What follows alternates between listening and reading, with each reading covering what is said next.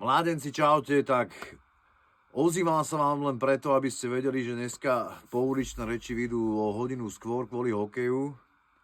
Tak nezabudnite, 19:00 dnes večer, pouličné reči s Big Bossom Rohlom. Z mojej stránky úplne najviac popiči člen, smál som sa jak kár, úplne naložený chalan. Takže pozrite si to a dajte vedieť, jak to prebiehalo. Zedels. Ale nezabudnite, je to tady. A držíme palce našim chlapcom. Čaute. Boli ako kadejaké situácie, vieš.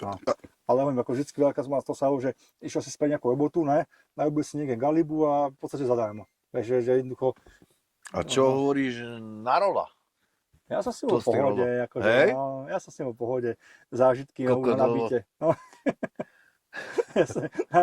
Tam boli nejaké tie večere, čak to aj Čapaty tam niečo učetávil, ne? Čo sa týka akože tí drog, ako sme sa o tom bavili, ne? Že proste, že aj sa brali, sa predávali pičoviny neskôršie, ne? To ja som mal taký nejakú skúsenosť ako s kokainou, vieš, ale teba je proste jak ten reza, ne? To som sa na tom smial proste, ne? Akože, ja sa tam on prezentoval to mega, akože ne, nikdy a tak. No, on keď nemal, tedy to mal peniaze na to. Samozrejme, keď som ponúkol, nemal hlavu dole, vieš.